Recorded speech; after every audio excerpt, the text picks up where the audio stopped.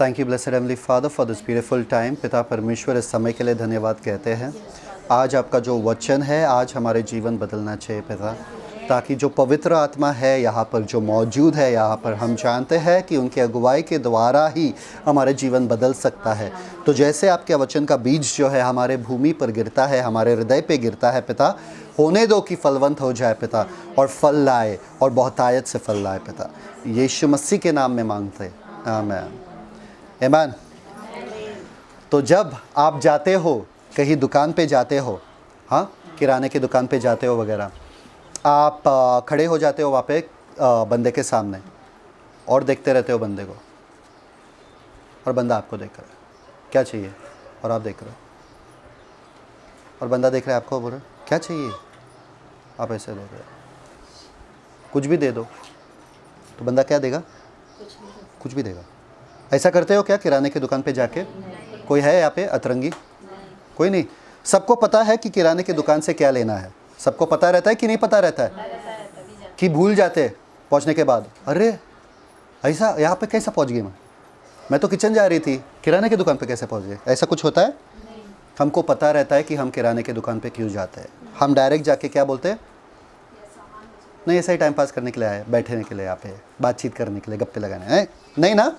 हम बोलते सामान दो, ये दो, ये दो, जल्दी दो, जल्दी दो भैया, ऊपर जाना है, जल्दी दो, सीटी रखा है ना, सीटी बजेगा किचन में, है ना। टाइम पास नहीं करते वहाँ पे। एक चीज़ मैं कहता हूँ आपसे, जब आपको पता रहता है ना कि आपको क्या चाहिए, आसान होता है ज़िंदगी। क्या होता है? आसान होता है। कभी कभार ऐसा हुआ कि आप किराने की दुकान पे पहुँच गए और मम्मी ने कुछ और बोला था और आप भूल गए और मोबाइल भी नहीं लाया, तो आप वहाँ पर ही खड़ा, अरे बाप रे बाप, वापस से ऊपर जाके वापस से पूछना पड़ेगा, वापस से नीचे आना पड़ेगा कि दवाई कौन सा लेना था। कभी हुआ है? ऐसा होता है ना कभी कभी, है ना। भूल जाते हैं, अरे बाप रे बाप, फ़ोन भी भूल गए, वापस से जाना। तो ज़िंदगी परेशानी में हो जाती है जब आपको पता नहीं है कि आपको क्या चाहिए। देखिए, आप यहाँ पर आते हो, वचन सुनते हो, आपको पता होना चाहिए कि आपको क्या चाहिए। अगर आपको पता है कि आपको क्या चाहिए, आपको परमेश्वर तृप्त करेंगे। समझ में आ रहा है?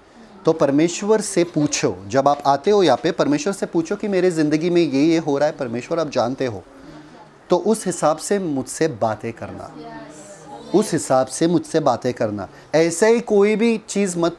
देखिए, खेती, किसी ने किया खेती कभी ज़िंदगी में? अरे बाप रे बाप, मैं तो फॉरेनर से बात कर रहा हूँ सब, यहाँ पे खेती के बारे में किसी को मालूम ही नहीं है। किया कि नहीं किया? हाँ, क्या डालते हैं खेत में? क्या डालते हैं? बीज, बीज डालते हैं ना। क्या डालते हैं? बीज। कौन सा वाला?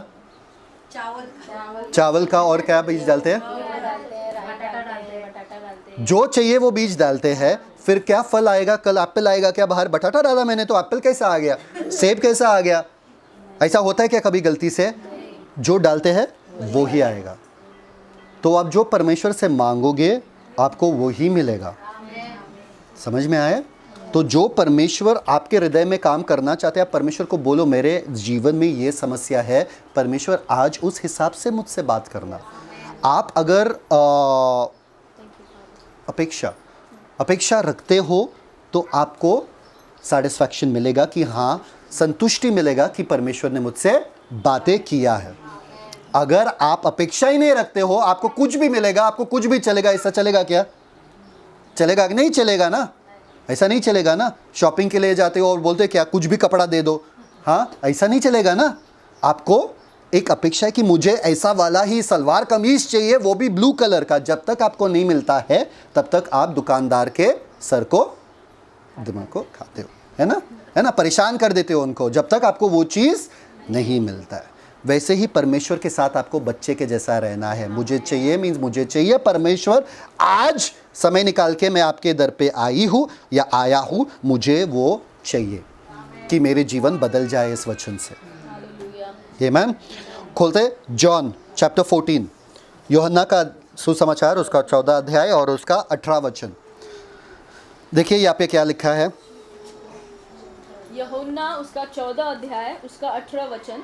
मैं तुम्हें अनाथ न छोड़ूंगा, मैं तुम्हारे पास आता हूँ।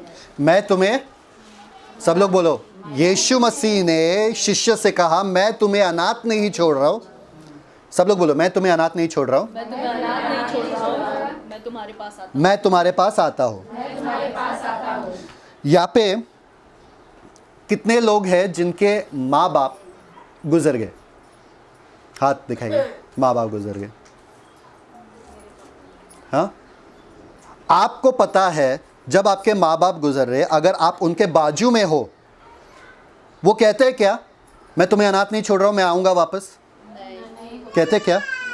क्या करते हैं कि जा रहा हूं। वापस आने का कोई बात ही नहीं करता है। पर यीशु मसीह यहाँ पे कह रहा है कि मैं मरने वाला हूं, मैं अपना जान देने वाला हूं, लोग मुझे मार डालने वाले हैं, मैं जा रहा हूं पर मैं वापस आऊंगा। ये कैसे? ये कैसे होने वाला है?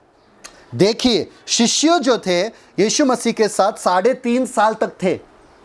शिष्य का खाना पीना, उठना बैठना, घर, पैसा, सब यीशु मसीह देखते थे। सब, उनको कोई चिंता नहीं, कोई तकलीफ नहीं। कैसा अच्छा लगता था ना? हाँ, माँ बाप के घर में कोई चिंता नहीं, कोई तकलीफ नहीं। जब से शादी हुआ तब से हमको ही टेंशन लेना पड़ता है ना? माँ बाप के घर पे छोटे बच्चे थे तभी माँ बाप सब देखते थे, अरे टेंशन उन दोनों के बीच में चल रहा है, कुछ तो कुछ। हमको मालूम है हमारा खाना मिलेगा, हमको मालूम है हमारा खिलौना मिलेगा, हमको हमका चॉकलेट मिलेगा, है ना? सब मालूम है हमको कि, पर जब से हमारे ऊपर जिम्मेदारी आई है तो फिर हमको टेंशन आ रही है। बच्चे को कोई टेंशन ही नहीं है। देखो कितना टेंशन रहता है ज़िंदगी में। समझ में आ रहा है? टेंशन तब समझ में आता है। तो यीशु मसीह इन लोगों के साथ दिन रात थे। इनका खाना पीना उठना बैठना यीशु मसीह देख रहे थे। उनको कोई फिक्र नहीं, कोई टेंशन नहीं, इसलिए झगड़े करते बैठते थे, एक दूसरे का टांग खींचते रहते थे, टाइम पास करते रहते थे। क्यों? देखने वाला, मिनिस्ट्री करने वाला सबसे आगे कौन है? यीशु मसीह। अगर कुछ प्रॉब्लम हुआ किधर भागने का? एक बार कोई बंदा आया अपने बेटे को लेके शिष्य के पास, वो चंगाई नहीं दे सके तो वो क्या किए? यीशु मसीह के पास आए। उनको मालूम है अगर हमसे नहीं होने वाला तो यीशु मसीह के पास लाके रख देंगे, होगा ही होगा। यीशु मसीह से तो सब कुछ होता ही होता है ना? आराम से रह रहे थे, पैर फैला के, आराम से रह रहे थे पैर फैला के, है ना? कभी ऐसा फीलिंग आया कभी? जब मालूम है आपको किसी गेस्ट के घर पे जाना है तो आपको मालूम है बर्तन नहीं घसना है, अंदर खाना नहीं बनाना है, आराम से बैठो, बातचीत करो, कोई और बनाएगा, है ना? वो फीलिंग बहुत अच्छा रहता है ना? सुकून वाला फीलिंग रहता है। आज तो बस खाना नहीं बनाना पड़ेगा, आज चलो शादी है इधर, चलो जाएंगे शादी में, है ना? तो वही फीलिंग इन लोगों का था। यीशु है, हम सुकून से बैठेंगे। अब यीशु मसीह बोल रहे कि मैं जाने वाला हूँ, मैं मरने वाला हूँ।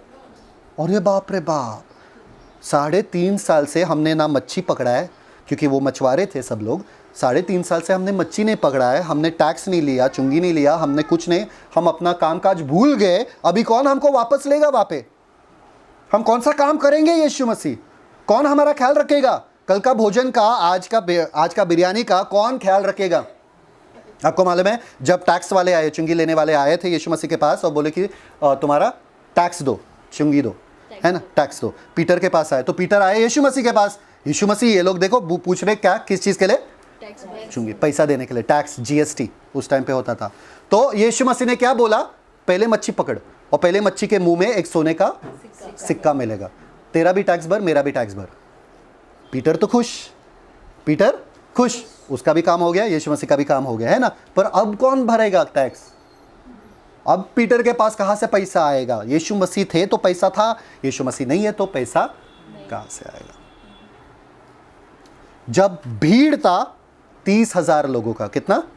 5,000 तो सिर्फ आदमी थे, 5,000 कितने थे? पुरुष। औरत फिर कितने रहेंगे अगर आदमी 5,000 है तो? सब अपने पत्नी को ले लेके आके तो 5,000। पर बच्चे भी एक एक होगा क्या सबका? बच्चे तो बड़े मजे से 5, 6, 7 कर देते हैं, है ना? हम 2 हमारे 50, है ना? वैसा ही घर चलता है ना हमारा, है ना? तो उस टाइम पे 30,000 लोग आए थे और भूखे थे। क्या थे? भूखे थे वो लोग। और इन लोगों के पास पैसा नहीं था 30,000 लोगों को उस जमाने में खिलाने के लिए। और वो लोग पहाड़ के ऊपर था, पहाड़ के ऊपर शॉप रहता है क्या? जोमेटो नहीं था, टोमेटो नहीं था, वहां पे कुछ नहीं था। तो पहाड़ के ऊपर कैसे खिलाए इन लोगों को? रेगिस्तान में कैसे खिलाए इन लोगों को? तो यीशु मसीह ने बोला किसी के पास या फिर टिफिन है क्या, डब्बा है क्या, या कुछ है क्या खाने के लिए किसी के पास? तो बोले हाँ, एक छोटा सा लड़का है, वो अपने टिफिन में क्या लाया? 5 रोटी और 2 मछली। क्या लाया? 5 रोटी और 2 मछली। तो वो लोग मजाक करने के लिए बोले रहेंगे, अरे देखो इतना ही है, ये अकेला खाएगा तो भी इसका पेट नहीं भरेगा, 3 दिन से भूखा ये लड़का, है ना? पर यीशु मसीह ने क्या कहा? लाओ उसे यहाँ पे। क्या करो? लाओ इसे यहाँ पे। और यीशु मसीह ने क्या किया? तोड़ दिया धन्यवाद दिया और टोकरी में डाला और बोले जाओ सबको बिठा दो और सबको खिला दो। और 30,000 लोगों को उस दिन खाना मिला एक छोटे से टिफिन से। 30,000 लोगों को खाना मिला 2 मछली से और 5 रोटी से और 12 टोकरी बच गई। अगर यीशु मसीह हमारे जीवन में कैसा ना एक कांदा बचा है, यीशु मसीह, यीशु के नाम में कांदा, सब पूरा कांदा, टोकरी टोकरी का कांदा है, कांदा का बिजनेस चालू कर देंगे यहाँ पे। आ जाओ ब्लेस करे, कांदा लो ऐसा। हाँ ऑटोमेटिक बटाटा कांदा सब ऐसा है ना। अगर यीशु मसीह आज ऐसे हमारे बीच में रहते थे तो हाँ कर सकते थे ना, करते थे कि नहीं करते थे, बहुत मज़ा आता था। अरे बाप रे बाप, बाहर से तो लाना भी नहीं पड़ता था। हमारे कपड़े ख़त्म हो गए, कबड़ बंद कर दो यीशु के नाम में, कबड़ खुल जाए और सब नए नए कपड़े हमारे पास है ना। तो यीशु मसीह ने उनका हर ज़रूरतों को पूरा किया उस समय में। जब पतरस के पास, जब वो पूरे दिन भर, वो रात भर वो मच्छी पकड़ने की कोशिश कर रहा था, उसके पास मच्छी नहीं आया, एक भी मच्छी नहीं, यीशु मसीह ने क्या कहा, अपने जाल को इस तरफ फेंकना। अरे वो बेवकूफ़ था क्या, उसको मच्छी पकड़ने का अनुभव था जिंदगी भर, पर फिर भी उसने क्या किया, यीशु मसीह के आज्ञा पे जाल किस तरफ फेंका, दाहिने ओर पे, दाहिने ओर पे राइट साइड, दाहिने ओर पे फेंका। तो क्या हुआ, जो पूरे रात भर वो मच्छी नहीं पकड़ सका, एक ही झटके में उसको कितना मच्छी मिला, बहुत सारे, ढेर सारे मच्छी मिला कि उसका पूरा जाल टूटने लगा। कैसा लगेगा आपको कि आपका पर्स टूट रहा है, बहुत पैसा है उसमें। हाँ, बैंक वाला है आपके पास आए और बैंक वाले बोले भाई आपके पास बहुत ज़्यादा पैसा है, हमारा बैंक में अब नहीं आप अकाउंट रख सकते हो। कैसा लगेगा? किसी को बच्चा देखना है, बाद में देख लो। हाँ है, बच्चा है, यहाँ पे ही है। हाँ, किसी को दिमाग में भी आया क्या, कैसा लगेगा, बैंक वाला है आपके पास आया, SBI वाले आपके पास आया और बोले कि आपके पास बहुत पैसा है भाई, आप हमारे बैंक में रख नहीं सकते हो, हमारा बैंक बहुत छोटा हो गया आपके पैसे के लिए। अच्छा लगेगा आपको ना? नहीं अच्छा लगेगा? बहुत अच्छा लगेगा। नहीं बोल रहे तो इधर दे दो, सब जगह फैला दो, पैसा चलेगा। हाँ, तो वैसे ही पतरस के जीवन में हुआ कि उसको इतना आशीष मिला, इतना आशीष मिला, अभी उनको ये आदत हो चुका था, ये आदत बन चुका था। अगर ये आपको डिस्ट्रैक्ट करेगा तो बच्चा आपसे लिया जाएगा। हाँ, तो उधर ही आपका ध्यान नहीं रहना चाहिए। इसके बाद आप ये सब का पूरा रिवाइंड दोगे, सबको बताओगे कि क्या क्या मैंने बोला है। हाँ, बाद में ले लो आराम से। ओके, आज रात इनको यहाँ पे ही छोड़ दो। हाँ, सबको खेलने दो, जी भर के खेलने दो। हाँ, ओके। तो क्या कह रहा था मैं, तो पतरस के जीवन में बहुत आशीष था यीशु मसीह के वजह से। अब जो मेरे साथ चलता फिर रहा, बैठ रहा है, सब कर रहा है, मेरा देख रेख कर रहा है, मेरा पैसा का, मेरे खाने का, पीने का सब इंतजाम देख रहा है, वो बंदा कह रहा है मैं जा रहा हूं, तो मैं क्या करूंगा? धक्का लगेगा। सबसे पहले तो मैं मिनिस्ट्री बंद कर दूंगा भाई, मैं मुंह नहीं दिखाऊंगा बाहर। भाई अगर चंगाई नहीं हुआ लास्ट टाइम नहीं हुआ था तो यीशु थे, अब यीशु नहीं है तो चंगाई नहीं होगा तो किसके पास जाए? समझ में आ रहा है कि नहीं आ रहा है? अगर चंगाई नहीं हुआ तो किसके पास जाए? सबसे पहला तो मैं मुंह बाहर दिखाना बंद कर दूंगा, मैं मिनिस्ट्री नहीं करूंगा। दूसरी बात, मैं वापस से अपने बीवी के पास जाऊंगा, मेरे मायके में। पतरस कहाँ पे रहता था? मायके में रहता था ना, ससुराल में रहता था।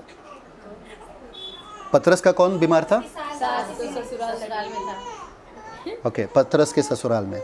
ओके, तो पतरस के ससुराल में, तो पतरस बोलता रहेगा कि मैं वापस से ससुराल जाऊंगा मेरे, और वहाँ पे रहूंगा ताकि कोई तो देख रेख करेगा। जॉन और जेम्स वो लोग बोलते रहेंगे क्या, कि मैं वापस से अपने पापा के बिजनेस में, पापा के बिजनेस में मतलब मच्छी पकड़ने का। अरे मम्मी कौन है इनके? तो वो सोचा रहेगा कि मैं वापस से घर जाके रह लूंगा। जॉन और जेम्स का है कि मैं अपने पापा के बिजनेस में वापस से जुड़ जाऊंगा। सब लोग सोचने लगे अभी, अरे बाप रे बाप, सब कुछ छोड़ छाड़ के इस यीशु के लिए हम आए यहाँ पे, सब पैसा वैसा सबके बारे में भूल के, और इतने 3 साल से मजे किए हमने, और ये यीशु अब कह रहे कि मैं छोड़ के जा रहा हूं, मैं मर रहा हूं। क्या धक्का लगा रहेगा उन लोगों को? जब आपको पता है कि आपके घर में पैसा आने वाला बंदा जो है लाता है वो जिंदा है, तब तक आपको मालूम है घर पे पैसा आ रहा है। जब वो चले जाते हैं तो आप क्या करोगे? कहाँ से पैसा करोगे? आपको भी मालूम है आज जॉब मिलता है क्या बाहर? एक एक वो बनाने के लिए 1 रुपया मिलता है ना, क्या कितना मिलता है, एक रुपया, कुछ नहीं मिलता है बाहर, जॉब नहीं मिलता है। इस उम्र में जाओगे ढूंढोगे जॉब मिलेगा क्या, इतने सालों से वो पैसा कमा के ला रहे अंदर, तो उनको धक्का लगा। पर यीशु मसीह ने 14:1 जॉन 14:1 यूहन्ना 14:1 यीशु मसीह ने क्या कहा, तुम्हारा हृदय व्याकुल न हो, तुम परमेश्वर पर विश्वास रखते हो, मुझ पर भी विश्वास रखो। डायरेक्ट उन्होंने कहा तुम्हारा हृदय व्याकुल ना हो। व्याकुल का मतलब क्या है, व्याकुलता कभी किसी ने महसूस किया, बेचैन, घबराहट, आपका बीपी बढ़ता है, आपका चेहरे का रंग उड़ जाता है, आपके बाल ऐसे सब खड़े हो जाते हैं, है ना, आप टेंशन में रहते हो, आपको पता ही नहीं चलता है कि आप नमक डाल रहे हो कि शक्कर। इस हश्र में आप रहते हो कि व्याकुल। और यीशु मसीह, उन्होंने कुछ नहीं कहा, शिष्य ने नहीं कहा कि हम व्याकुल है, पर यीशु मसीह जानते थे उनके मन को और कहा तुम्हारा मन क्या ना हो, व्याकुल ना हो। क्या आगे, तुम्हारा मन व्याकुल ना, तो क्या करे भाई, हृदय व्याकुल न हो, हाँ, तुम परमेश्वर पर विश्वास रखते हो, मुझ पर भी विश्वास रखो। तुम परमेश्वर पे विश्वास रखते हो तो आपका मन व्याकुल कभी नहीं होगा। हालेलुया। व्याकुलता उसी मन में आता है जिस मन में परमेश्वर पे भरोसा नहीं है, क्योंकि आपको डर है कि आपका देखने वाला जिंदा नहीं है, कोई नहीं है, तभी तो डर लगेगा ना। कभी ऐसा हुआ कि आप ट्रेन में थे और टीसी आया आपके सामने और आपके पास टिकट नहीं है, ऐसा मज़ा कभी आपने लिया ज़िंदगी में, है ना, अलग ही मज़ा आता है ना, उसमें उस टाइम पे अन्य भाषा तो तुरंत आ जाता है, आपो आप आ जाता है ना, अपने लोग रहते हैं वो भी छोड़ के भाग जाते हैं। फिर सब अपने अपने बस निकल जाते हैं। समझ में आया वो फीलिंग कैसा है ना, वो फीलिंग कैसा है, अच्छा है, नहीं अच्छा है ना, घबराहट होता है, ऐसा लग रहा है आज मेरा आखिरी दिन है ज़िंदगी का, है ना। एक बार मैंने रेलवे क्रॉस किया था, रेलवे ट्रैक क्रॉस किया था, बड़े मज़े से। मुझे किधर जाना था, एकदम सज धज के, मैं बोला कौन ऊपर चढ़ के जाएगा। पहले बार ज़िंदगी में मैंने रेलवे ट्रैक क्रॉस किया था, ऐसा उड़ के, और मैं एकदम हीरो के जैसा ना, क्योंकि मुझे लगा कि अरे बहुत बड़ा चीज़ किया, पहले बार मैंने रेलवे ट्रैक क्रॉस किया। उधर खड़ा था मेरा टीसी, खड़ा, क्या है, क्या है, किधर से, क्या है ये, आ जाओ आ जाओ, ऐसा अच्छे से हाथ रखा मेरे शोल्डर पे जैसे कि दोस्त है हम लोग, और जा रहे, और मेरा पूरा पसीना पसीना यहाँ पे, और सब लोगों को लगे दोस्त है, दोनों जा रहे। किधर जा रहे, पुलिस ऑफिस में, वो वहाँ पे जो ऑफिस टीसी ऑफिस रहता है उधर। 5 मिनट के अंदर सारे चोरों के साथ, या जो भी लोग हैं सब चोर वगैरह जो भी है, रस्सी बांध के हर एक के हाथ में, और सबसे लास्ट में था, मेरे हाथ में रस्सी बांध के सबको एक लाइन से लेके जा रहे थे ट्रेन में बिठाने के लिए, ताकि कोर्ट में लेके जाए। और मैं बोला अरे बाप रे बाप, ये तो गया, मैं ख़त्म। मोबाइल सब लिया और बोला चलो, ट्रेन में बिठाया, कोर्ट में लेके गए। कोर्ट में जाने के बाद उन्होंने जेल में डाला। पहले बार ज़िंदगी में मैंने क्रॉस किया ट्रैक और जेल में डाला हमको, बड़े बड़े जेल थे और सब बैठे थे वहाँ पे। मैं बोला गया। फिर बाद में वापस से लिया, कोर्ट में जज के सामने प्रेजेंट किया और सबको नीचे बैठना पड़ा, तो नीचे मांडी डाल के बैठना पड़ा। इसका क्या है अपराध, इसका क्या है अपराध। मैं बोला अरे किधर पहुंच गया मैं, ये तो टीवी में देखता था मैं, अभी तो असली में मेरे साथ हो रहा है। इतना डर लग रहा था।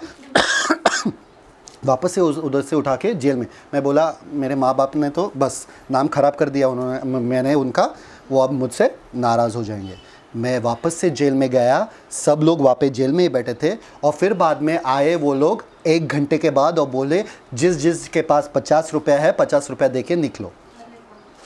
बाप रे बाप, मैंने बोला यार स्वर्गदूत आया है यहाँ पे। मैं बोला मेरे पास 50 रुपये। फिर बाकी लोग भी पूछने गए तुम्हारे पास 50 रुपये, तुम्हारे पास 50 रुपये, हमारे पास नहीं है करके। तो मैं 50 रुपया दिया और फिर मैं वापस आया बाहर, और उस दिन के बाद कभी रेलवे ट्रैक्स क्रॉस नहीं किया, गलती से भी नहीं किया। वो एक भयानक हादसा था, है ना।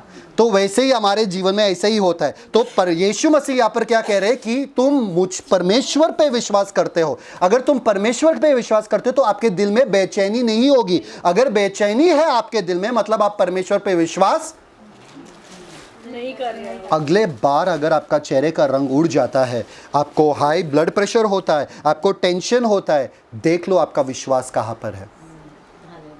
यीशु मसीह ने कहा परमेश्वर पे विश्वास कर, तुम मुझ पर भी विश्वास करना। यीशु मसीह आप पे क्या विश्वास करे? आप तो कह रहे कि आप छोड़ के जाने वाले हो, आप तो कह रहे हो कि आप मरने वाले हो, आप पे कौन से बात पे विश्वास करे? वर्स 18 14 वर्स 18 14-18 मैं तुम्हें अनाथ न मैं तुम्हें अनाथ नहीं छोड़ूंगा, हालेलुया। मैं तुम्हारे पास आता हूँ।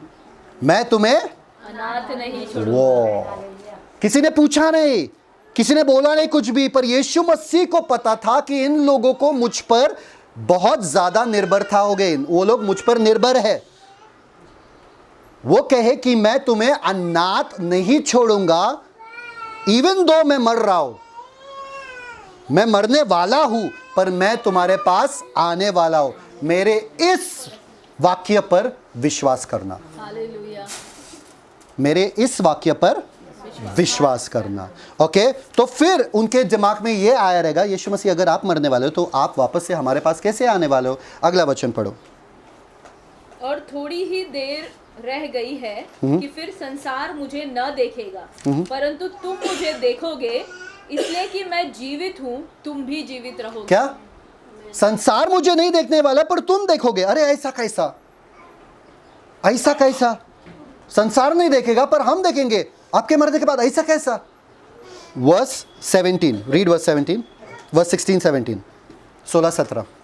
और मैं पिता से विनती करूंगा, हाँ, वह तुम्हें एक और सहायक देगा। एक और सहायक मतलब मेरे जैसा ही हूबहू कार्बन कॉपी सहायक, मतलब जैसे मैं हूं वैसे ही 100% कार्बन कॉपी सहायक देगा। ओके, आगे।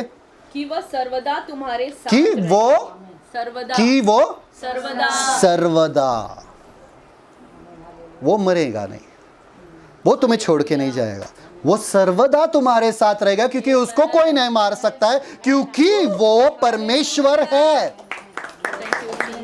क्योंकि वो परमेश्वर का आत्मा है, जिससे हम कहते हैं पवित्र आत्मा। वाव!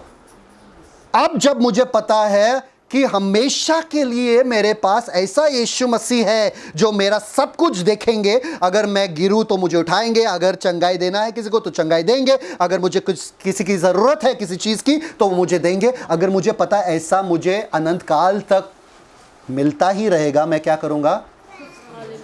मैं उदास रहूँगा, मैं डिप्रेस रहूँगा?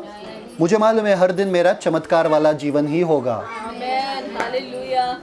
मैं पैर फैला के जैसे शिष्य रह रहे थे जब यीशु मसीह जिंदा थे, वैसे मैं रहूँगा। कितने जनों को पता है कि उनके पास पवित्र आत्मा है? यस। तो आपको कैसा रहना है? पैर फैला के, टेंशन फ्री पैर फैला के आपको हंसना है। किस पे हंसना है? कठिनाइयों पर हंसना है, आपको पहाड़ों पर हंसना है, आपको मुश्किलों पर हंसना है, और आपको कहना है क्या तुम्हारी औकात है, तुमको पता नहीं कि मेरे साथ कौन है? पवित्र आत्मा। देखिए, यीशु मसीह ने कहा अनिवार्य है कि मुझे जाना है, ताकि अगर मैं जाऊं तो पवित्र आत्मा तुम्हारे साथ आएगा। देखिए, जब यीशु मसीह थे धरती पर तो वो एक ही जगह पर एक टाइम पे रह सकते थे, पर कहे कि पवित्र आत्मा जब आएगा तुम्हारे अंदर, हर एक के अंदर आएगा। अगर आप वहां पर अमेरिका में भी जाओ पवित्र आत्मा तुम्हारे साथ है, अगर मैं यहाँ पर हूँ पवित्र आत्मा मेरे साथ है। एक यीशु अच्छा है कि बहुत सारे ऐसे यीशु हर एक में अच्छा है ना? सबके साथ है यीशु। समझ में आ रहा है कि नहीं आ रहा है? पवित्र आत्मा के द्वारा वो पूरा हुआ। उस समय में यीशु मसीह सिर्फ वो 12 चेलों का ही देख रेख कर सकते थे, पर अब पवित्र आत्मा के द्वारा पूरे दुनिया में जो विश्वास करते हैं यीशु पे, उनका देख रेख कर सकते हैं। समझ में आ रहा है कि नहीं आ रहा है? इसलिए यीशु मसीह ने कहा जरूरी है कि मैं जाओ। अभी पवित्र आत्मा हमको मिला है, पर फिर भी हमारे गर्जे या ज़रूरत है जो वो बढ़ते ही जाता है, फिर भी हम डिप्रेशन में रहते हैं, क्योंकि वो अलग नशा है डिप्रेशन में रहने का ना। टेंशन लेने का अलग ही नशा है, मज़ा ही अलग है। हाँ, चिड़चिड़ करना, चिल्लाना, परेशान होना है, वो अलग ही नशा है। हमको बड़ा मज़ा आता है ना? अगर देर से कोई आया उनको चिल्लाना, हाँ, अगर कोई अपने हिसाब से जी नहीं रहा है उनको चिल्लाना, बड़ा मज़ा आता है। टेंशन लेना है ना, खामखा। अगर कुछ भी हुआ तो हम टेंशन लेते हैं। अगर बच्चे ने खांसा तो भी हम, खांसी भी लिया तो भी क्या करते हैं हम लोग? टेंशन लेते हैं। बच्चे बोलते रहेगा अरे यार थोड़ा सा खसक हो गया है देख, मेरा लाल है ना। तो हम इतना टेंशन लेते। हमारे सामने अभी कोरोना के समय में भी किसी ने छींका तो हम ऐसे दिखते उसको जैसे कि उसने अपराध किया। बेचारा, अरे यार कुछ गहर रहेगा उसके नाक में इसलिए छींका रहेगा। बेचारा उसको ऐसे देखते जैसे कि अपराध कर दिया। तू छींका कैसा?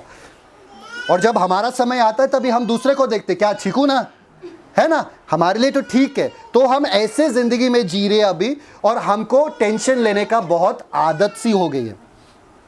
तो हम देखते हैं हमारे ज़िंदगी में ज़रूरतें अभी भी है। क्यों है? क्योंकि जब यीशु मसीह था शिष्य के पास, यीशु मसीह था किसके पास? शिष्य के पास, तो उनका कोई ज़रूरत नहीं था। पर वही पवित्र आत्मा हमारे पास आ गया तो हमारे पास इतना ज़रूरत क्यों है? सवाल उठता है कि नहीं उठता है? या तो पवित्र आत्मा नहीं है, या तो यीशु मसीह का वादा झूठा है। पवित्र आत्मा है, यीशु मसीह का वादा झूठा है? नहीं। तो फिर हमारे जीवन में फिर भी हम डिप्रेशन में क्यों रहते हैं? हमारे पास गरज क्यों आता है? चीज़ों की चिंता क्यों आती है? क्यों तकलीफ क्यों है? शिष्य के जीवन में तकलीफ नहीं था जब यीशु मसीह उनके साथ था, तो हमारे जीवन में तकलीफ क्यों है जब यीशु मसीह हमारे साथ है? विश्वास नहीं है, सच को नहीं जानते हम। वो सच को नहीं जानते, हम जानते नहीं कि हमारे अंदर सच में पवित्र आत्मा और बोलते नहीं है उनको। ओके, आगे और कोई? कीमत नहीं समझते कीमत नहीं समझते। कि हमारे अंदर कौन है। कीमत, अच्छा, हमारे अंदर कौन है? यीशु मसीह जब नाव में थे और शिष्य तूफान से घिरे थे, उन्होंने कहा, हे रब्बे उठ, तू क्या सो रहा है, हम डूबने वाले। यीशु मसीह ने उठकर क्या बोला? तूफान शांत। अगर यीशु मसीह आपके नाव में, आपको टेंशन लेने की ज़रूरत नहीं है। उन लोगों ने जान लिया, वो लोग गिर पड़े और बोले कि सच में तू परमेश्वर का बेटा है ना। तूफान उनके जीवन में शांत हो गया। अगर यीशु मसीह, पवित्र आत्मा आपके ज़िंदगी में है, आपके ज़िंदगी में तूफान है, रह सकता है क्या? नहीं। एक दिन तक रह सकता है क्या? एक दिन तक रह सकता है? ऐसा अब आपके जीवन में देखो कि आपके जीवन में ऐसा कौन सा परेशानी है जो एक हफ्ते से है, एक महीने से है, एक साल से चल रहा है आपकी ज़िंदगी में, कई साल से चल रहा है, वही परेशानी बार बार आप उसी में उलझे हो। ऐसा है आपकी ज़िंदगी में परेशानी? विश्वास से नहीं कि नहीं सच में? बाप रे बाप, समझ में आ रहा है कि नहीं आ रहा है? मतलब आपको कुछ करना पड़ेगा। अगर मेरे पास पवित्र आत्मा है, वही पवित्र आत्मा जो शक्तिशाली है, जो सब कुछ कर सकता है, मेरे लिए मार्ग खोल सकता है, सब सीधा कर सकता है मेरे लिए, मेरे जीवन में कभी कठिनाई आ ही नहीं सकती है। क्यों? एक चीज़ मैं बताता हूँ आपको। रास्ते पे गड्ढे रहते ना, क्या बोलते हैं उसको, स्पीड ब्रेकर। हाँ, पायलट मालूम है, हवाई जहाज चलाने वाले को कभी टेंशन रहता है क्या नीचे खड्डा है? क्यों नहीं रहता है? क्यों नहीं रहता है? किधर ऊपर? हवा में खड्डा रहता है, हवा में ऐसा स्पीड ब्रेकर रहता है। हाँ, कोई आते, लोग आते, बीच में सिग्नल होता है हवा में, प्लेन ऐसा रुक गया, सिग्नल आ गया है, ऐसा नहीं होता है ना। उसको टेंशन नहीं है। क्यों? उसको रास्ते का कोई टेंशन है क्या? टेंशन नहीं है, क्योंकि वो हवा में उड़ रहा है। जो परमेश्वर पे विश्वास करते वो उकाब के मानंद या उकाब के जैसे हवा में उड़ते हैं। आपको फिर धरती के चीजों का टेंशन क्यों है? किस चीज का परेशानी आपको हो सकता है वो बताओ मुझे। आपका ध्यान कहाँ है? तो पवित्र आत्मा अगर सब कुछ मेरे लिए कर सकता है, मतलब पैसे से लेके, हेल्थ से लेके, चंगाई से लेके, सब कुछ मेरे लिए कर सकता है, वो मेरे अंदर मौजूद है और मैं वो जिंदगी एक्सपीरियंस या अनुभव नहीं कर रहा हूं, तो फ्रिक्शन कहां पर है? अटक किधर रहा है? समझ में आ रहा है कि नहीं आ रहा है? मेरे बैंक में पैसा है, मेरे हाथ में एटीएम कार्ड है, मैं डाल रहा हूं पर मेरा पैसा बाहर नहीं आ रहा है, तो अटक किधर रहा है? सवाल उठेगा कि नहीं उठेगा? अगर बैंक में नहीं है और फिर भी आप डाल रहे हो तो आप बेवकूफ़ हो, है ना? ऐसा मत करो, ओके? हाँ, वरना लात मारोगे। कुछ लोग ऐसे लात मारते वगैरह सब, है ना? कार्ड डालोगे, आपको मालूम है कि 10,000 है आपके बैंक में और आपको 5,000 निकालना है, क्यों नहीं रहा है? आप चुपचाप से चले जाओगे क्या वहाँ से? नहीं, आप बोलोगे एटीएम खराब है, क्योंकि मुझे मालूम है मेरे बैंक में पैसा है। आप दूसरे एटीएम में जाओगे, जब तक आपको 5,000 बाहर निकलेगा नहीं आपका, आप चलते जाओगे। सवाल हमारा यही है कि हम एक एटीएम में जाके रुक जाते हैं, इसलिए हमको हमारा जीवन में ऐसे कठिनाइयों से गुजरना ही पड़ता है। समझे कि नहीं समझे? एक बार प्रॉब्लम आया हमारे ज़िंदगी में, हम एक एटीएम में जाके अरे शायद से निकल रहा नहीं, शायद से ये प्रभु की इच्छा नहीं है, छोड़ दो, और छोड़ के निकल जाते हैं वहाँ से।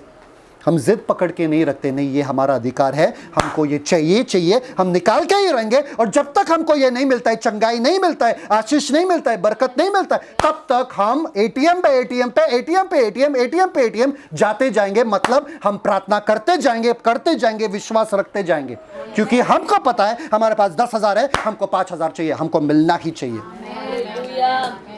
समझ में आ रहा है कि नहीं आ रहा है? आप छोड़ मत देना, अरे बदन दर्द हो रहा है, यीशु के नाम में निकल जा, नहीं निकला, ठीक है छोड़ दो, या परमेश्वर की इच्छा, ऐसे छोड़ मत देना। परमेश्वर का इच्छा नहीं है कि आप बीमार रहो, परमेश्वर का इच्छा नहीं है कि आपके पर्स में कभी पैसा ना। अभी जो है मंथ एंड रहता है, मंथ एंड पता है, मालूम है मंथ एंड क्या होता है? लास्ट महीना, महीने का आखिरी में पैसा कम हो जाता है ना। जब सैलरी आता है पैसा बहुत ज़्यादा रहता है, जब सैलरी कम होता है वह महीना चलता रहता है, तो अंत में कम होते जाता है, फिर सैलरी के लिए सब लोग वापस से रुक जाते हैं कि सैलरी आएगा, है ना। आज ही ऐसा हुआ कि हमारे पास पैसा है पर बहुत कम पैसा है, पर है पैसा, है ना। और आज ही हम देख रहे थे बैग में एक बैग जो रखा था कई बरसों तक, उस बैग में हाथ डाले तो इन्होंने हाथ डाला तो गड्ढा नोट का पैसा निकला। समझ में आया कि नहीं आया? मंथ एंड में ऐसा ही कब से पड़ा था हमने कभी देखा नहीं, पर आज निकला। कभी कभी मेरे पैंट से निकलता रहता है 10 रुपया, 20 रुपया, 100 रुपया, कभी कभी निकलता रहता है। पता ही नहीं है कि इतने सालों से वो पैंट में है या वो पॉकेट में है, पर निकलता ही रहता है। क्या परमेश्वर आपकी ज़िंदगी में कर सकता है ऐसा? हाँ, करता है और कर सकता है। आप शॉक हो जाओगे, आपको पता ही नहीं रहेगा अरे ये पैसा कहाँ से आ गया।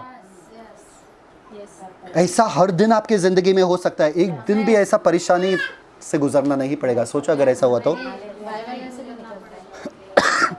कभी कभी बाइबल से निकलता है, पैसा, है ना।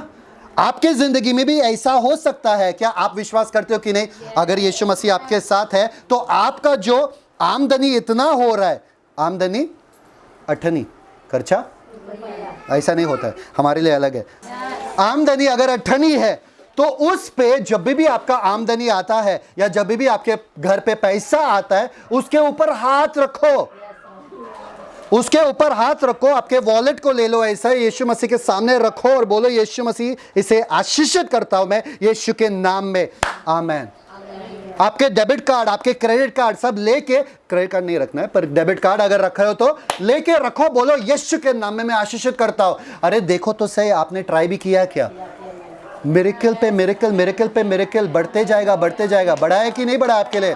फिर अरे ये मजाक नहीं है, परमेश्वर के वचन में लिखा है ना केवल उस जीवन में तुम्हें आशीष मिले, इस जीवन में तुम्हें आशीष भी मिलना चाहिए। अरे सोचो तो सही, ये मुमकिन है क्या? मुमकिन है। अरे मुमकिन है। किसने कहा मुमकिन नहीं है? यीशु मसीह ने कहा जो कुछ तुम मेरे नाम से मांगोगे, जो कुछ में क्या आता है? जो मांगना है मांगो, जो मांगना है मांगो। अगर आपके भाई आके बोले आपको, या आपके घर वाले आके, आपके पति आके आपको बोले जो कुछ मांगना है मुझसे मांगो, आप पहले पति के पास देखोगे, उसके वॉलेट के पास देखोगे, क्या देगा ये? 50 रुपया, 100 रुपया क्या देगा? अरे नहीं, कुछ भी दो, अपने हिसाब से दो। लाके देगा 1 किलो कांदा, है ना। उतना ही आपको भरोसा है उनके ऊपर, है ना। अंबानी खड़ा हो गया आपके सामने, बोला जो कुछ मांगना है मांगो। आप क्या मांगोगे? बोलो ये 5 दिन दो, मुझे सोचने दो मैं क्या क्या मांग सकता हूँ, है ना। आप टाइम लोगे क्योंकि अंबानी से मांगना है ना। देखो लोगों के चेहरे की हंसी देखो, वो सोच से ही इतना खुश हो गए लोग, है ना। यीशु मसीह ने कहा जो कुछ तुम मेरे नाम में मांगोगे तुम्हें दिया जाएगा। किसने कहा भाई? अंबानी, ये मोदी ने कहा। किसने कहा? यीशु ने, जो अपने वादे पर कभी मुकरता नहीं। आप मांग क्या रहे हो? पेंसिल, रबर, बस आज की रोटी दे दे हमें। क्यों? कल की बिरयानी मांग लो, आज की बिरयानी मांग लो, चिकन तंदूरी मांग लो, जो मांग रहा है मांग लो, मिल जाएगा। सिर्फ रोटी क्यों मांग रहे हो? समझ में आ रहा है? यीशु आपके जीवन में नहीं आए इसलिए ताकि आपके मरने के बाद आपका जीवन अच्छा हो, अभी का जीवन अच्छा हो सकता है। देखिए यीशु मसीह आपको प्रॉस्पेरिटी या उन्नति क्यों देते हैं? दूसरों को आशीष का कारण बनने के लिए, ताकि आप दूसरों को दो। समझ में आ रहा है कि नहीं आ रहा है? अगर मेरे पास रहेगा तो ही मैं किसी और को दे सकता हूँ ना, अगर मेरे पास नहीं रहेगा तो मैं क्या दूँ किसी को? हाँ, मेरे घर पे खाना नहीं रहेगा और कोई आया मुझसे खाना मांगने के लिए, मैं क्या दूँ? बोलेंगे तू भी दे मुझे, थोड़ा तू दे मुझे, मेरे पास ही नहीं है, तेरे पास तो एक रोटी तो है, मेरे पास कुछ नहीं है ना। मांगेंगे। आजकल भिखारी भी जो है बहुत अमीर है, एक फ्लैट है उनके पास और हम रेंट पे रहते हैं। हाँ, एक दो फ्लैट है उनके पास, भिखारियों के पास। बहुत सारे ऐसे पानीपुरी वाले, ये वो जो भी है, बहुत सारे चीज़ें उनके पास। आप शौक हो जाओगे मिर्ची बेचने पे क्या क्या खड़ा कर दिया उन लोगों ने, बिल्डिंग ला दिया उन लोगों ने। और हम सोचते मिर्ची, ये 2 रुपए का मिर्ची, 10 रुपए का मिर्ची, क्या क्या किया। अरे बाप रे बाप, थाने में कई फ्लैट्स है उन लोगों का सिर्फ मिर्ची बेचने से इतने सालों से। तो सोचो, आप कुछ भी हो सकता है आपके जीवन में, मिरेकल पे हो सकता है, पर एक ही चीज़ मिसिंग है, एक ही लिंक मिसिंग है। ये फ्रिक्शन क्यों है? मेरी एटीएम से पैसा क्यों नहीं आ रहा है? पवित्र आत्मा जो सर्वशक्तिशाली है मेरे साथ है, और मेरे जीवन में अभी भी कठिनाई है, अभी भी परेशानी है, अभी भी इतने ऐसा जी रहा हूँ जैसे कि मैं साधारण व्यक्ति हूँ। यीशु को पाके मैंने क्या पाया? ऐसा लगता है ना कभी कभी, अरे क्या पाया, क्या हुआ? उससे अच्छा मैं वहाँ पर था, वहाँ पर तो घर वाले को गाली तो नहीं मिलता था, यहाँ पर आने के बाद घर वाले का गाली भी मिलता है और इधर कुछ भी नहीं मिल रहा है, ऐसा लगता है। तो फ्रिक्शन किधर है? मैं कहता हूँ आपसे, फ्रिक्शन कहाँ है? अब sermon Acts chapter 9 Acts chapter 9 प्रेरितों के काम, उसका 9वां अध्याय में एक बंदे के बारे में लिखा है जिसका नाम है सॉल। कैसे पता चलता था? नहीं पता चलता। जिसका नाम है सॉल। सॉल जो बंदा था वो हर क्रिस्ती को परसिक्यूट करता था। क्या करता था? सताता था उनको, मसीहों को सताता था। और क्या करता था? उनको जेल में डालता था। कभी कभार उनके जो उनको मारते थे या पथराव करते थे, उनके कपड़े देखता था या वो खड़े रहता था, वो साइन करता था, सैंक्शन देता था कि मसीहों पे सताव आना चाहिए।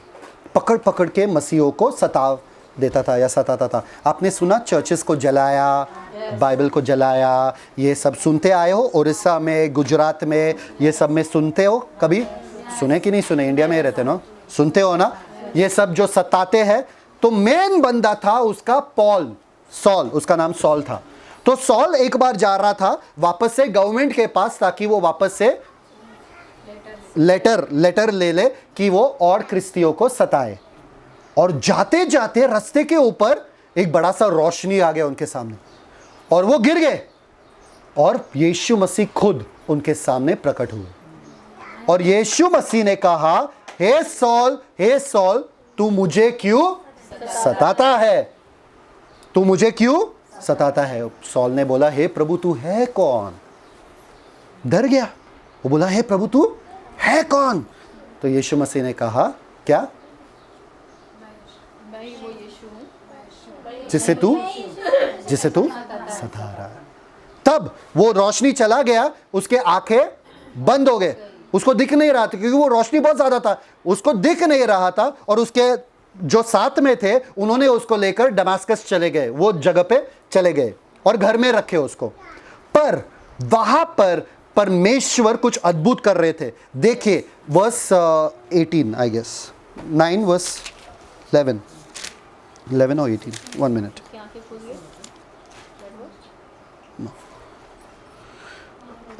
Okay, verse 10 9 verse 10 9 verse 10 10। तो ये काम 9वां अध्याय का 10वां वचन। दमिश्क में हनन्याह नाम एक चेला था, उससे प्रभु ने दर्शन में कहा, हे हनन्याह। उसने कहा, हाँ प्रभु।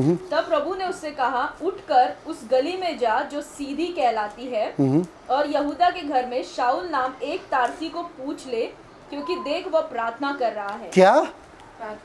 अननायास को पकड़ा, अनन्याह ना उसका नाम, अनन्याह को पकड़ा और कहा, हे मेरे दास उठ, या से उठ, और कहाँ पे जा?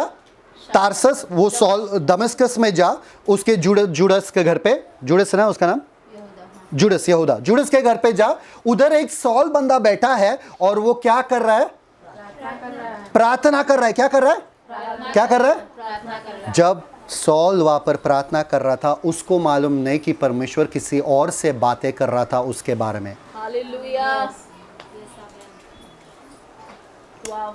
आपका प्रयोजन परमेश्वर करता है जब आप प्रार्थना करते हो। यहाँ पर आपके लिए सब कुछ तैयार कर रहे हैं परमेश्वर, आपके लिए लोगों से बातें कर रहा है परमेश्वर। जब आप प्रार्थना में बैठते हो यहाँ पे, देखिए अगर प्रार्थना का जीवन आपका नहीं है तो आपको लोगों से जाके बातें करना पड़ता है, आपको मनाना पड़ता है, आपको भीख मांगना पड़ता है, आपको लोगों से सामने झुकना पड़ता है। पर जब आप परमेश्वर के सामने सजदा करते हो, परमेश्वर के सामने झुकते हो, परमेश्वर से ही प्रार्थना करते हो, परमेश्वर जाके लोगों का मन बदल के आपके तरफ में कर देते हैं। जब आप यहां पर सॉल प्रार्थना कर ही रहा था, परमेश्वर वहां पे कार्य कर रहा था सॉल के लिए कि सॉल को अपना चंगाई मिले। देखिए गो टू वर्स चैप्टर 12 प्रेरितों के काम अध्याय 12। ओके, ओवर देयर वहां पर हम देखते हैं कि हेरोद राजा जो था वो बहुत जेम्स को पकड़ के उन्होंने उसका सर धड़ से अलग कर दिया और फिर पतरस को पकड़ा ताकि उसको भी खत्म कर दे। पर पतरस के लिए कलीसिया प्रार्थना कर रहा था, कलीसिया प्रार्थना कर रहा था। See verse, where is it, verse 4 12 verse 4 12:4। प्रेरितों के काम 12 अध्याय उसका 4था वचन। और उसने उसे पकड़ के बंदी गृह में डाला और रखवाली के लिए 4-4 सिपाहियों के कितना? 4 पहरों में रखा। 4-4 सिपाहियों के 4 एक तो जेल में रखा, उसके ऊपर से 4-4 सिपाही रखा वहां पे ताकि ये बंदा निकल ना जाए। अकेला बैठा था पतरस वहां पे, क्या कर रहा था वो? अकेला बैठा था, जेल में था। ओके, और क्या हुआ वहां पे आगे? सो बंदी गृह में पतरस की रखवाली हो रही थी, परंतु कलीसिया उसके लिए लौ लगाकर परमेश्वर से क्या? प्रार्थना कर रही थी। कलीसिया क्या कर रही थी? प्रार्थना कर रही थी। और पतरस क्या यहां पर बैठा था जेल में, कलीसिया वहां पर प्रार्थना कर रही थी। और जब कलीसिया वहां पर निरंतर प्रार्थना कर रही थी, निरंतर प्रार्थना कर रही थी, निरंतर प्रार्थना कर रही थी, क्या हुआ पतरस के साथ? यहाँ पे आगे जाके देखिए वर्स नेक्स्ट। और जब हेरोदस 7 तो देखो प्रभु का एक स्वर्गदूत आ खड़ा हुआ और उस कोठरी में ज्योति चमकी और उसने पतरस की पसली पर हाथ मार के उसे जगाया और कहा, उठ फुर्ती कर, और उसके हाथ से जंजीरें खुलकर गिर पड़ी। क्या हुआ वहां पे? नहीं, वो एंजल को पतरस को मारना पड़ा, बहुत गहरी नींद में था। उठ रे, उठ उठ, ऐसा कुछ लोग होते हैं ना सुबह जो उठाना पड़ता है ऐसा, तो पसली पे उठाया उसको मारा, उसको बोलो उठ रे। तो बाद में लिखा है कि फिर जब पतरस बाहर आ गया एंजल के द्वारा, स्वर्गदूत के द्वारा पूरा जेल खुल गया, आराम से पतरस बाहर आया। पतरस बाहर जब आया तो दरवाजा अपने आप खुल गया पतरस के सामने। और पतरस जब बाहर पहुंचा तब भी उनको पता चला रहे ये तो सपना नहीं है, ये तो हकीकत में हो रहा है। नींद में चल रहा था पतरस बेचारा, पर उसको पता चला कि सच में मैं आजाद हो चुका हूं। पर पतरस ने प्रार्थना किया क्या? कलीसिया प्रार्थना कर रहा था और स्वर्गदूत कलीसिया के प्रार्थना की वजह से पतरस के पास आया। समझ में आ रहा है कि नहीं आ रहा आपको? आपके प्रार्थना से सब कुछ हो सकता है।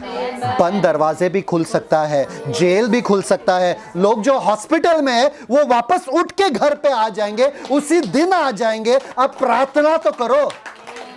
प्रार्थना में जो सामर्थ है वो किसी भी जेल के सामने बहुत शक्तिशाली है। किसी भी जेल को तोड़ सकता है, किसी भी हॉस्पिटल को तोड़ सकता है, किसी भी कुछ भी कर सकता है, आजाद करा सकता है लोगों को। प्रार्थना ने उतना सामर्थ्य है। कब तक वो लोग प्रार्थना करते रहे? जब तक पतरस उनके दरवाजे पे आके खटखटाया नहीं। और वो बंदी जो है वो बोले, पतरस का आवाज, अरे ये तो भूत है। अरे तुम किसके लिए प्रार्थना कर रहे थे? पतरस के लिए ना। आ गया वो खुद डर गए क्योंकि वो शौक हो गए कि मेरे प्रार्थनाओं का उत्तर इतना जल्दी कैसे मिल सकता है। आप शौक हो जाओगे कि आपका प्रार्थनाओं का उत्तर ऐसे कैसे मिला आपको। आप शॉक हो जाओगे। फिर आप बोलोगे, अरे इतने साल से मैं काली फुकट परेशान थी, मुझे तो पहले से ही मांगना चाहिए था।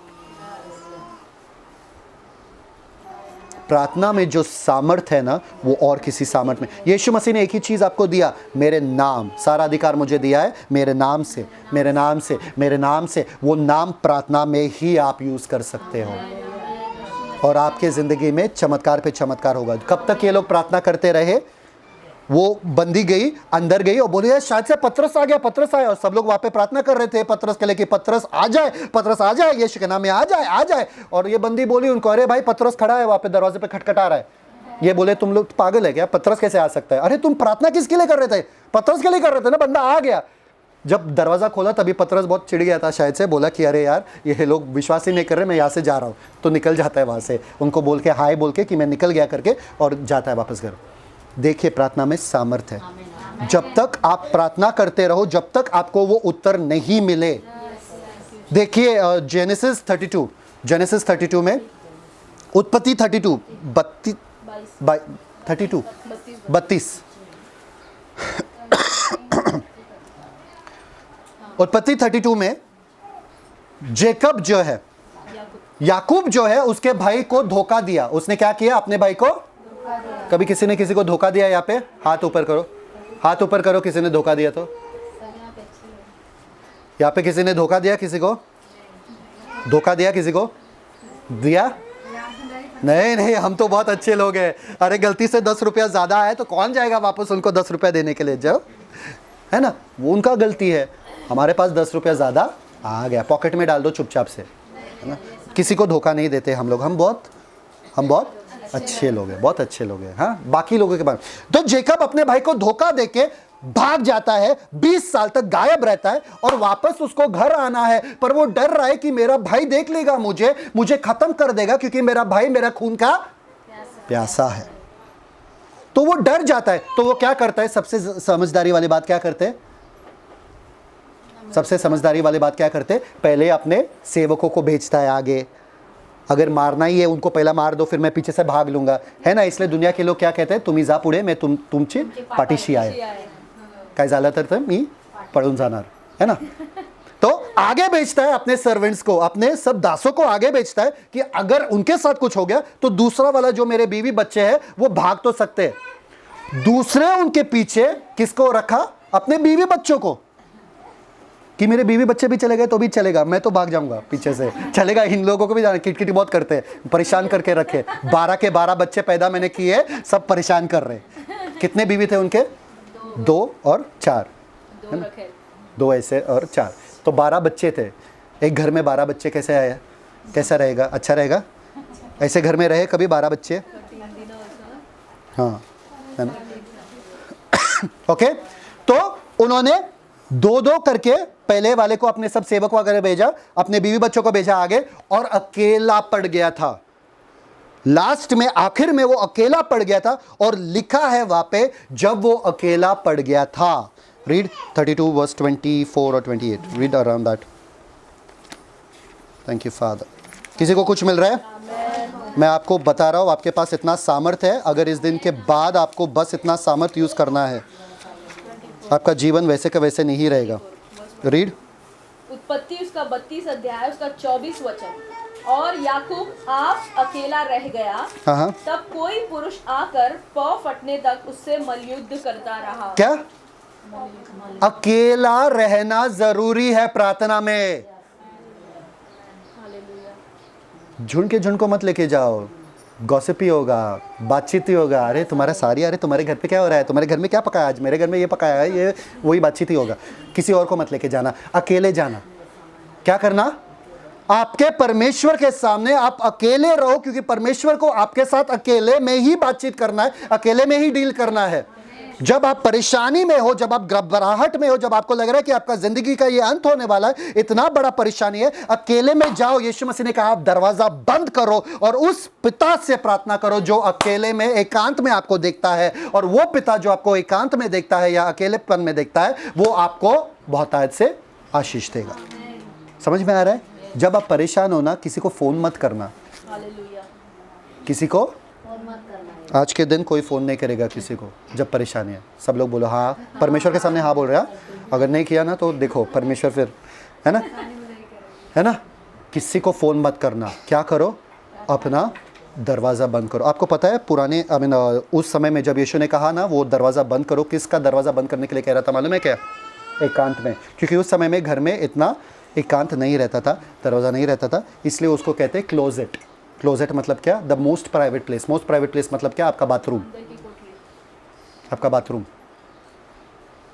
रब्बाई कहते हैं ऐसे कि आपका बाथरूम। बाथरूम मतलब क्या?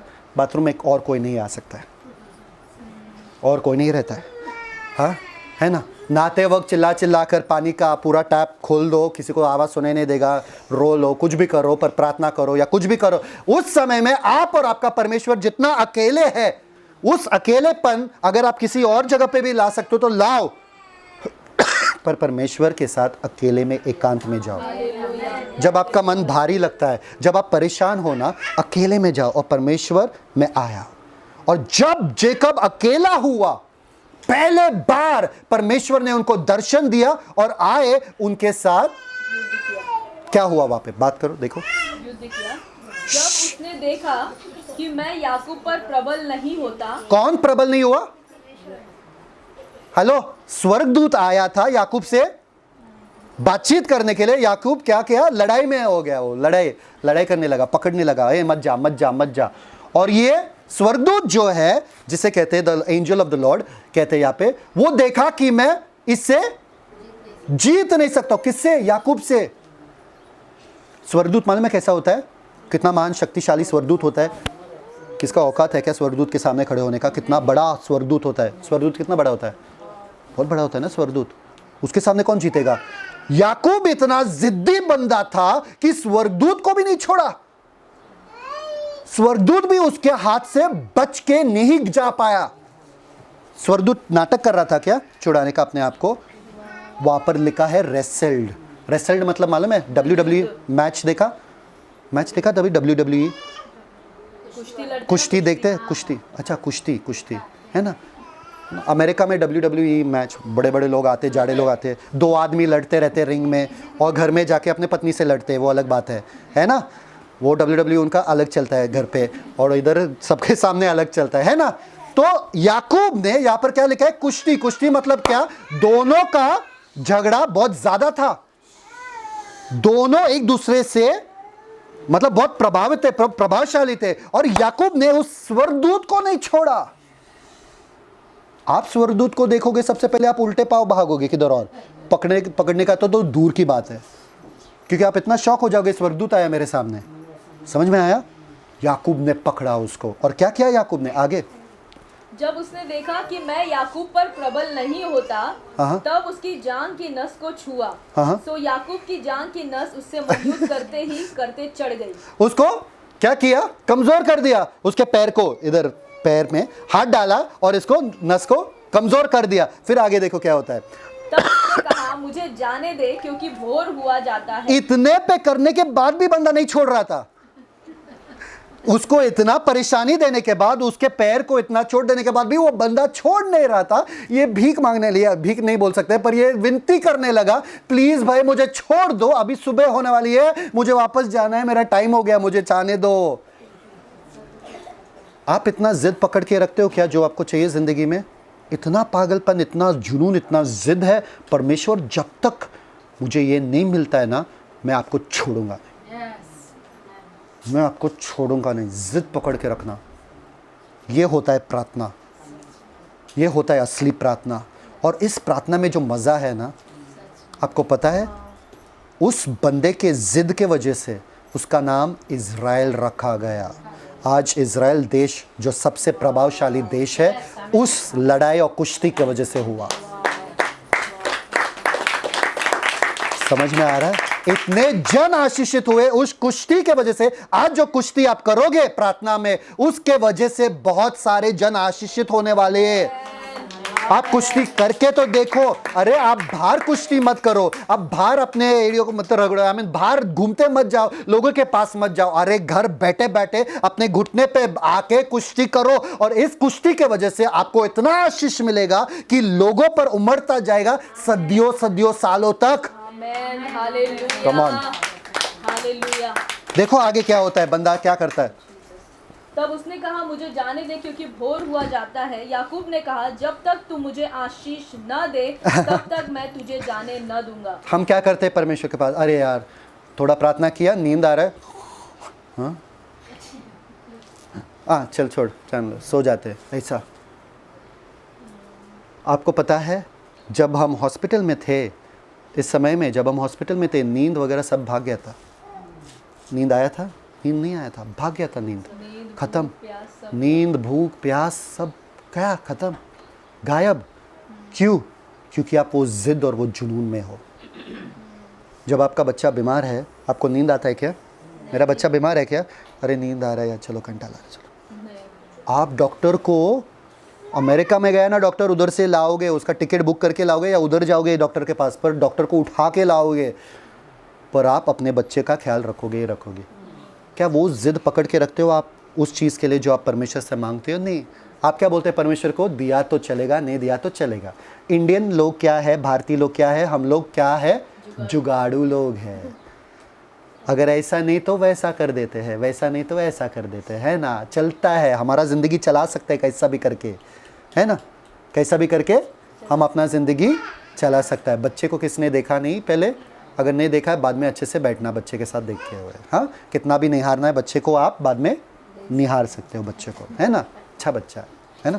ओके, तो हम जुगाड़ू लोग हैं, हमको चलता है। अगर हमको हमारा प्रार्थना का उत्तर नहीं मिला, ये एटीट्यूड, ये जो है ना आपके दिमाग में, वो निकाल दो, वो निकाल दो और बोलो परमेश्वर जब तक मुझे मेरा जवाब नहीं मिलता है, मैं यहां से निकलने वाला नहीं हूं।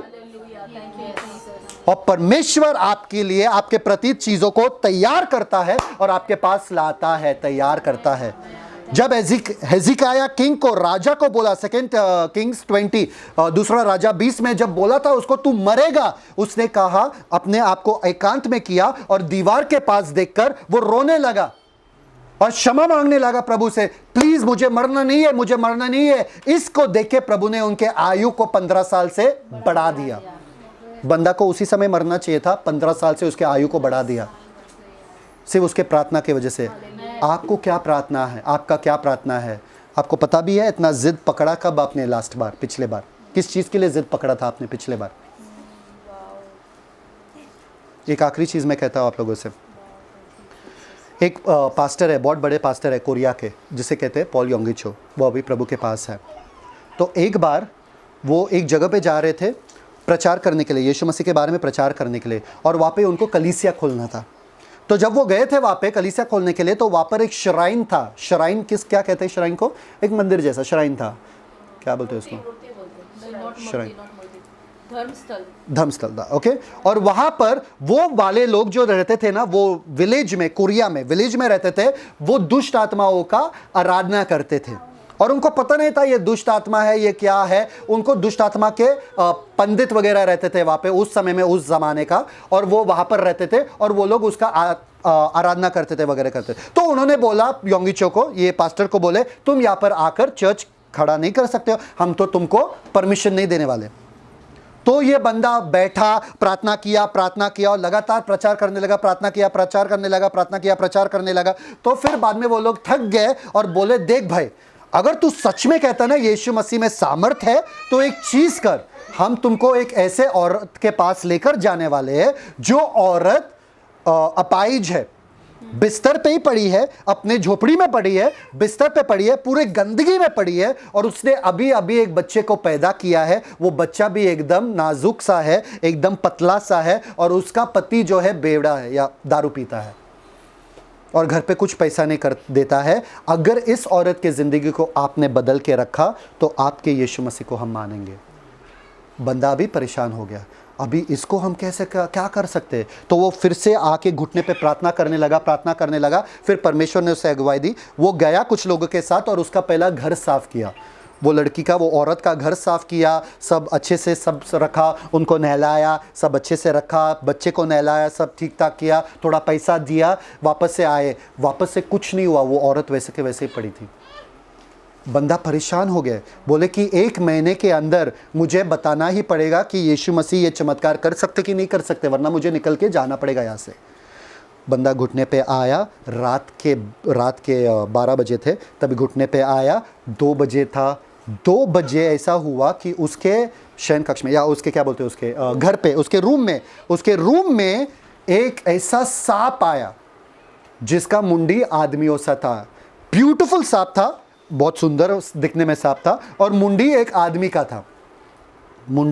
का था। और वो सांप ने उसको कहा, तू यहाँ से जा, वरना तुझे मैं ख़त्म कर दूंगा, तेरा जान लूँगा। और उसने और प्रार्थना किया और प्रार्थना किया और अन्य भाषा में प्रार्थना, बहुत अन्य भाषा में प्रार्थना करते थे, अन्य भाषा में प्रार्थना किया और उस सांप के ऊपर पकड़ के युद्ध करके उस सांप को खत्म कर दिया। वहां पे उस सांप को खत्म कर दिया और सुबह तक वो प्रार्थना करते करते करते करते फिर उसको बहुत सुकून आया और वो सो गया। सुबह जाके उठा, किसी ने उठाया उसको, बोले अरे पूरा गांव वाले तुम्हारे पास आ रहे, सब आ रहे तुम्हें मारने के लिए। अब गया और वो सोचा कि आज मेरा जिंदगी खत्म। वो जब बाहर आया तो सब लोग बोले चलो भागो यहाँ से। वो बोला नहीं, परमेश्वर का आत्मा कह रहा है मुझसे भागने का नहीं यहाँ से। अगर मैं सत्य के लिए खड़ा हूँ मैं खड़ा रहूँगा यहाँ पे। वो खड़े थे और जब उन्होंने देखा पूरा का पूरा जो गांव है उनके पास आ रहा है, इतने तेजी से दौड़ रहे, उन्होंने बीच में देखा कि एक औरत है जानी पहचानी सी और उसके हाथ में एक बच्चा भी है। और जब वो लोग इतना नजदीक आए, वो औरत इसके सामने झुककर बोलने लगी, थैंक यू सो मच, धन्यवाद धन्यवाद धन्यवाद धन्यवाद जो आपने किया।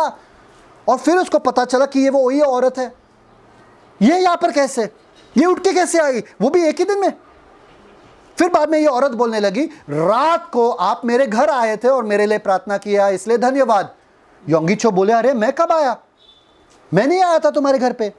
वो बोले, अरे 2 बजे रात को आपने दरवाजा खटखटाया, मेरे पति ने खोला, आपने मेरे लिए प्रार्थना किया, हाथ रखा और बोला यीशु के नाम में उठ, और मैं उठ के चलने लगी और मेरा बच्चा भी हेल्दी हो गया, मैं भी हेल्दी हो गया और मेरे आदमी भी ठीक हो गया और हम सब पूरे गांव मिलकर कह रहे कि तुम्हारा यीशु मसीह जिंदा है। योंगी चो तब तक सोचने लगा, अरे मैं तो गया नहीं, मैं तो गया नहीं, कौन गया वहां पे। जब वो प्रार्थना कर रहा था यहाँ पे, पवित्र आत्मा वहां पे कार्य कर रहा था। समझ में आ रहा है आपको? आप जहां पर भी हो, किसी भी परिस्थिति में हो, किसी आदमी के सामने जाके हाथ मत फैलाना, किसी से बात मत करना, जाके परमेश्वर के साथ युद्ध करना, कुश्ती करना, प्रार्थना करना और पवित्र आत्मा अपना कार्य करते जाएंगे। वहां पे सब चीज आपके लिए लाएंगे, ये मेरा दावा है। अगर आपको प्रूफ चाहिए तो इसमें देख लो, वचन आपका प्रूफ है कि प्रार्थना का उत्तर हमेशा हमेशा मिलता ही मिलता है। सिर्फ 2 प्रार्थना का उत्तर नहीं मिला बाइबल में। कौन सा? परमेश्वर कभी ना नहीं कहता है। प्रार्थना का जो भी आप मांगते हो ना, परमेश्वर ना नहीं कहता है। सिर्फ 2 प्रार्थना को ना कहा। कौन सा? नहीं, बाइबल में कौन सा 2 उदाहरण है जिसमें परमेश्वर ने ना कहा? कौन सा? कौन सा? कौन सा? कौन सा? सबसे पहला मोसेस का, मूसा का प्रार्थना। मूसा ने कहा, हे परमेश्वर मुझे वो कैनान लैंड में जाना है, मुझे वो कानान देश में जाना है, मुझे जाने दो इन लोगों के साथ। परमेश्वर ने कहा नहीं, तू नहीं जा सकता है, क्योंकि तुझे बहुत गुस्सा आया था। पत्थर को मारा, पत्थर है ना, गुस्सा आया, इसलिए तू जा नहीं सकता है। गुस्सा बहुत खतरनाक है, आपको कानान देश में जाने नहीं देगा। तो मूसा बोला प्लीज मुझे जाने दो, मुझे जाने दो। अरे इन सारे लोगों को मैं पाल पोस कर इतना 40 साल तक घुमाया ताकि मैं कानान देश में जाऊं, मुझे खुद एंट्री नहीं मिल रहा है, इन लोगों को सबको एंट्री मिल रहा है, मुझे नहीं मिल रहा है। बेचारा रोने लगा परमेश्वर के सामने। परमेश्वर ने बोला नहीं। दूसरा, दाऊद जब अपने बेटे के लिए प्रार्थना किया, जो बत्शेबा से हुआ, छोटा सा लड़का था, बच्चा जो पैदा हुआ, उसके लिए प्रार्थना किया, परमेश्वर इसको बचा, परमेश्वर इसको बचा, परमेश्वर इसको बचा। परमेश्वर ने वो बच्चे को नहीं बचाया, बच्चा मर गया। दाऊद परमेश्वर उठ के परमेश्वर की आराधना करने लगा। तो ये 2 बार परमेश्वर ने ना क्यों कहा? 2 बार परमेश्वर ने प्रार्थना को उत्तर क्यों नहीं दिया? आपको लगता है फिर बाइबल गलत है? क्योंकि अभी तो मैंने दावा किया कि बाइबल सारे प्रार्थनाओं का उत्तर देता है। तो बाइबल गलत है क्या? जब भी परमेश्वर आपको कोई चीज देता नहीं है, इसका मतलब ना नहीं है, इसका मतलब उससे बेहतरीन, उससे बड़ा चढ़ाकर बड़ा चीज परमेश्वर ने अपने योजना में आपके लिए रखा है।